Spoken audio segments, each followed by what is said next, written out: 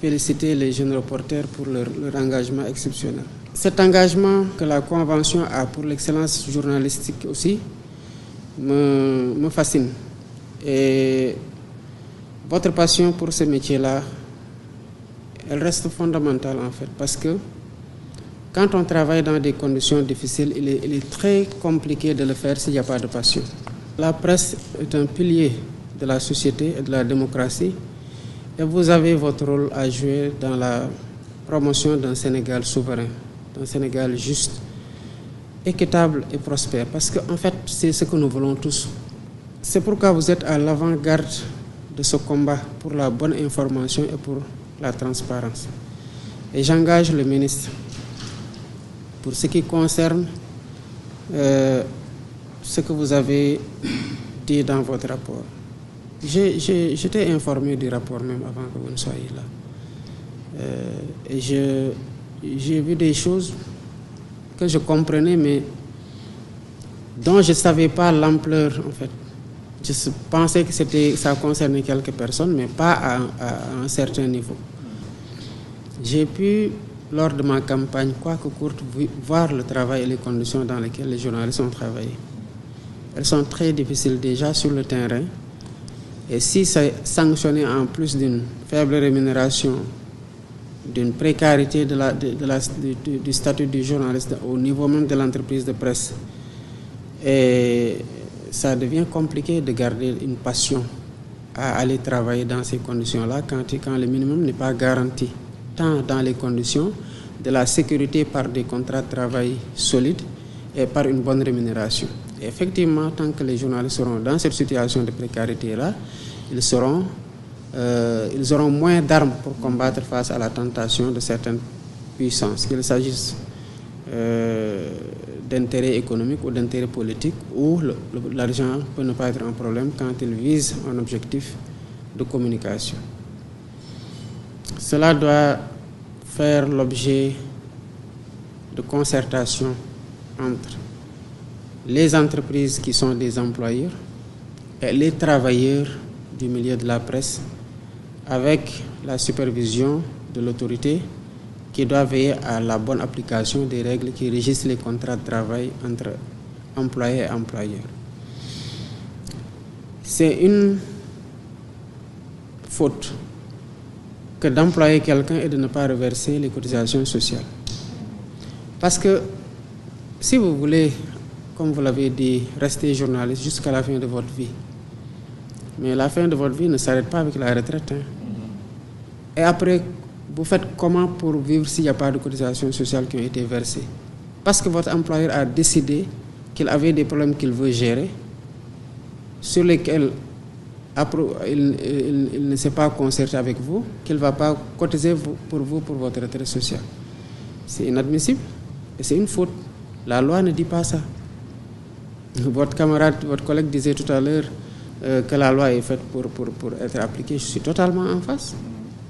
C'est ce que je défends partout et c'est ce que je promeux. La loi, elle doit être appliquée dans toute sa rigueur. Moi, je ne pense pas qu'une entreprise, quelle qu'elle soit, puisse bâtir son modèle économique sur la base de « Ok, je vais pouvoir injecter des fonds, exploiter, faire du bénéfice, ne pas payer des impôts pour garder plus de bénéfices ou pour régler même les problèmes de l'entreprise. » Un modèle social ne peut pas être bâti sur la base de la fraude fiscale. Ce n'est pas possible. Aucun pays sérieux n'accepte ça. Qu'est-ce qui s'est passé pour les entreprises de presse? Vous le savez, ce n'est pas la première fois qu'on parle d'effacement de la dette fiscale des entreprises. En tout cas, avec moi, ça ne s'est pas passé et ça ne se passera pas. Donc le dernier effacement, c'est la dernière fois que ça se passe. C'est la loi qui dit quand vous employez quelqu'un et qu'il a un revenu, il doit payer des impôts. Et votre impôt n'est pas arrivé à destination. C'est ça le problème. On vous a fait des prélèvements sur vos maigres salaires et les entreprises en question, pour certaines en tout cas, les plus grands débiteurs de cette dette fiscale-là, ne sont pas partis payer cet impôt-là.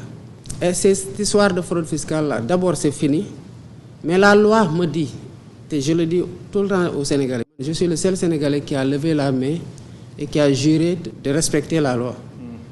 Mais alhamdoulilah, j'ai juré aussi de la faire respecter. Ce chantage ne marche pas. Maintenant, s'ils veulent des solutions, j'attends qu'ils m'écrivent pour me dire voilà les pistes de solutions qu'on veut vous proposer. Et on va être inventif. Bravo pour l'investissement et pour la création d'emplois. te lu ci état mën a def dina leen soutenir ci loolu mais quant à nag nga dem jël des impôts ci journalistes yi téye ko parce que tàmm nga saa yoo ko defee ñu baal la ko ba y en a qui ont prélevé comme ça sur les journalistes retenus à la source sur salaire, sur des personnes qui ont fait des prestations pour eux, retenues sur 5% versés au tiers, qui l'ont fait sur la TVA. Et la TVA, vous savez lan la. Mais c'est sur la publicité et les annonces. Mais nañ ci jël benn exemple simple. J'ai un parent mu gaañu ma bëgg a dem pour ñu defal ma avis de décès bi ma dem avis de décès c'est pas exonéré de TVA entreprise bi ne ma facture avis de décès bi temps lii la format bii la boo jëlee format bi 100 000 TVA 1800 la ma fay loolu fay TVA mu nekk 108 000 ma ne ko mais doo TVA mu ne doo ko dindi mu ne ma déedéet moom ma ko état moo ko moom ma dem ci sama dëj l'entreprise de presse téye loolu pendant que maa ngi ci dëj jusqu'à ce que affaire bi nekk ay milliards et on me dit nañ ko bàyyi au nom de quoi et c'est les mêmes qui vont aller dire non lii amul pourquoi defaruñu yoon bi mais defaruñ ko parce que justement il y a 40 milliards que des gens n'ont pas donné 40 milliards lu mën bëri na vous exploitez, on vous donne une concession de service public à travers une licence. On vous dit fay leen redevance. Ñu ne duñ fay redevance. Te yéen a ngi exploité. Mais pendant ce temps-là, après boo xam ñu ne c'est un secteur sensible. D'accord, j'entends. Mais les cliniques, lan moo leen gën a sensible? On opère des gens parce qu'on n'est pas en mesure de satisfaire toute la demande par des hôpitaux publics. Ay nit dem investir ci ay cliniques. ay nit di matu hôpitaux yi jëluñu leen en charge ñu rawale leen ci clinique sauver yaay sauver doom mais les cliniques dañuy fay impôt est-ce que pour autant ñoom nee nañ non nañu effacer suñu dette fiscale parce que c'est un domaine sensible ban domaine moo sensible parce qu'on a le micro donc ñii nii di génn di wax ñëpp en fait dañu nekk di wax parce que nous on joue la carte de l'apaisement et de la diplomatie. Et certains commencent à abuser parce que yaakaar nañu dañuy génn wax nañu bind man je l'ai dit à qui veut l'entendre personne ne peut me faire chanter pour la bonne et simple raison que je sais pas chanter lan presque bu commencé di wax lenn moo mën a am ñu wax lu dul dëgg pour jàpp ne ñu ngi may yàqal tooñ ci nit yoon topp leen parce que ci diffamation lay nekk ak diffusion de fausses nouvelles wala ñu wax loo xamante ne dëgg la lu may déranger parce que man maa ko def ma xam ne man maa wàcc yoon ma teg wàcc yoon bu dee samay nit lañu ma teg leen ci yoon sant leen ci bu baax nag c'est pour ça que le prix du journalisme d'investigation bu ngeen ko defee man dinañ on y mettra ce qu'il faut pour encourager ce prix-là. Parce que je veux justement que la presse fasse ça. Bu dee loolu mooy li ñu may chanteloo mais ils sont en train de faire fi mu leen di xaar justement sortez-moi les scandales ba xool si je vais pas sévir man jublaay ci njublaay góorgóorlu ci jubal lay dox ci jubanti laa taxaw donc képp ku ma ci mën a dimbale ci neem lee da jubul ma xool loolu jubul dama ko ciy sant bu baax a baax qu'il s'appelle journaliste qu'il s'appelle lanceur d'alerte. Pourquoi j'ai fait une loi sur les lanceurs d'alerte? Parce que je veux que les gens me disent ce qui ne marche pas. C'est pas pour les autres, hein. C'est pour aussi ceux qui sont en train de faire des choses avec qui je suis.